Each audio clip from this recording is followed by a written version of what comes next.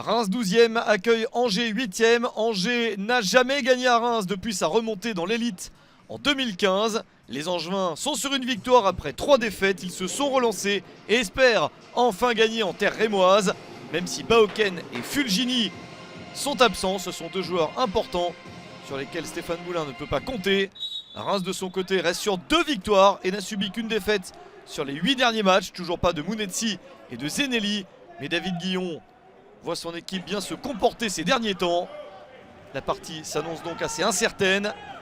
Et dès le début, il y a une petite blessure. L'arbitre décide de laisser jouer.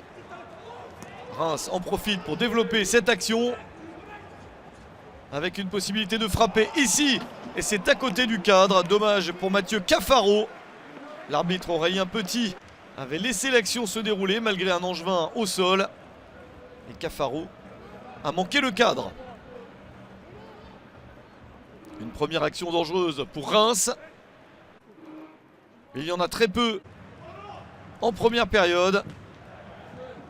Une autre tout de même pour Angers cette fois-ci qui a récupéré le ballon. Une possibilité de surprendre les Rémois sur cette balle, mais c'est beaucoup trop mou et beaucoup trop peu dangereux pour battre Predrag Rajkovic. Le tir d'Antonin Bobichon n'a rien donné, 0-0 à la mi-temps. Un score assez logique, très peu d'opportunités. Et l'une des 2 équipes va peut-être devoir en faire plus et se déséquilibrer pour enfin marquer le but qui ferait la différence. En seconde période, Angers essaye de marquer ce but. 2 tirs d'un seul coup sur cette action et la jolie parade de Rajkovic. Le gardien de Reims toujours aussi précieux, toujours aussi présent.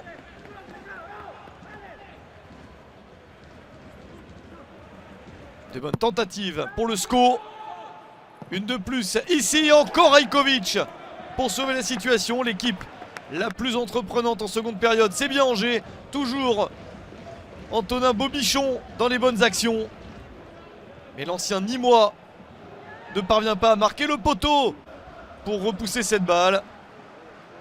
Une dernière chance de marquer peut-être dans ce match, et cette fois-ci pour l'équipe locale, pour le stade de Reims. Une bousculade et un coup franc bien placé pour terminer le match. La faute sur Nathanaël Boukou. Le coup franc de Cafaro, mais c'est au-dessus du but gardé par Paul Bernardoni. Chaque équipe a eu sa chance de s'imposer 1-0. Et au final, personne n'y parvient.